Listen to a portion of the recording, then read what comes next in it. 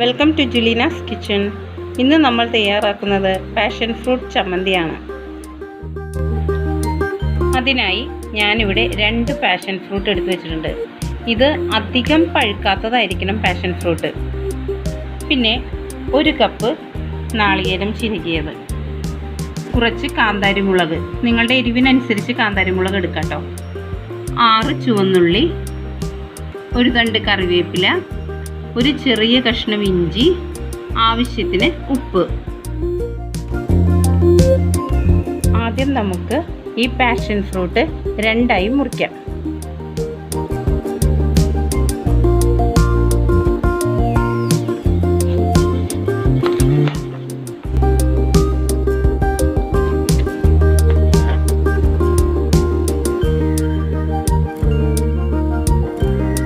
നമ്മൾ 2ആയി മുറിച്ച് കഴിഞ്ഞു. നമ്മൾ ഈ പാഷൻ ഫ്രൂട്ടിൻ്റെ തൊണ്ടും എടുക്കുന്നുണ്ട്. ഈ എല്ലാ ഭാഗങ്ങളും എടുത്താണ് നമ്മൾ ചമ്മന്തി ഉണ്ടാക്കുന്നത് കേട്ടോ.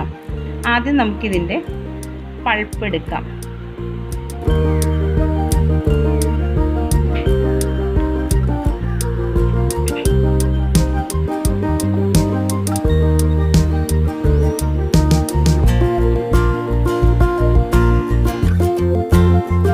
നമുക്കിത് ചെറുതായി അരിഞ്ഞെടുക്കാം.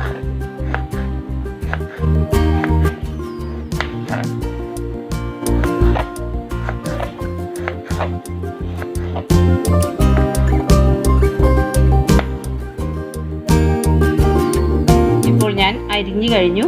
ഇനി നമുക്കൊരു മിക്സിയുടെ ജാറിലേക്ക് എടുത്തു വെച്ചിരിക്കുന്ന എല്ലാ ഇൻഗ്രീഡിയൻസും കൂടെ ഇട്ട് അരച്ചെടുക്കാം.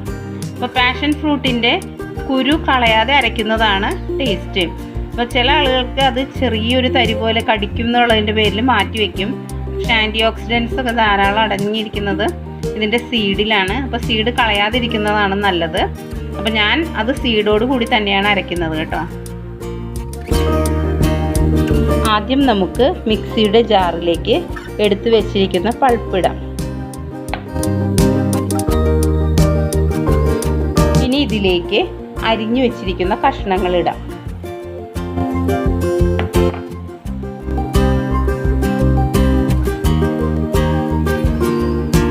ഇനി ഇതിലേക്ക് എടുത്തു വെച്ചിരിക്കുന്ന കാന്താരി മുളക്, അത് നിങ്ങളുടെ എരിവിനനുസരിച്ച് ഇടാം. ചുവന്നുള്ളി, 1 കഷ്ണം ഇഞ്ചി, അല്പം കറിവേപ്പില, അല്പം ഉപ്പ്. ആദ്യം ഇത് നമുക്ക് നന്നായി ഒന്ന് അരച്ചെടുക്കാം. അതിനുശേഷം നമുക്ക് നാളികേരം ചിരകിയത് ഇട്ടാൽ മതി.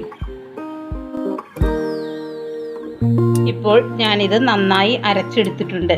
അത് നാളികേരം ഇടാതെ നമ്മൾ അരച്ചത് എന്താണെന്ന് വെച്ചാൽ തൊണ്ടൊക്കെ അരയാൻ കുറച്ച് ടൈം വേണം. അപ്പോൾ നമ്മൾ നാളികേരം കൂടി ഇട്ടാലേ അത് പേസ്റ്റ് പോലെ ആയിപ്പോവും. അപ്പോൾ ചമ്മന്തി ആകുമ്പോൾ നമുക്കൊന്ന് ഒതുക്കി എടുക്കണമല്ലോ. അപ്പോൾ അതുകൊണ്ടാണ് നമ്മൾ ബാക്കിയുള്ള ഇൻഗ്രീഡിയൻസ് എല്ലാം കൂടെ നന്നായി അരച്ചെടുത്തത്. ഇനി നമുക്കിതിലേക്ക് നാളികേരം ചിരകിയത് ഇട്ട് കൊടുക്കാം. ഇനി നമുക്ക് ജസ്റ്റ് ഒന്ന് തിരിച്ചെടുക്കാം. മിക്സിയിൽ ഒന്ന് പ്രസ് ചെയ്താൽ മതി. ഇപ്പോൾ ഞാൻ ചമ്മന്തി അരച്ചെടുത്ത് കഴിഞ്ഞു. നല്ല ടേസ്റ്റി ആയിട്ടുള്ള ചമ്മന്തി തയ്യാറായിട്ടുണ്ട്.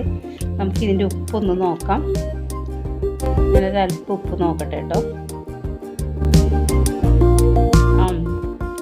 സൂപ്പറായിട്ടുണ്ട്.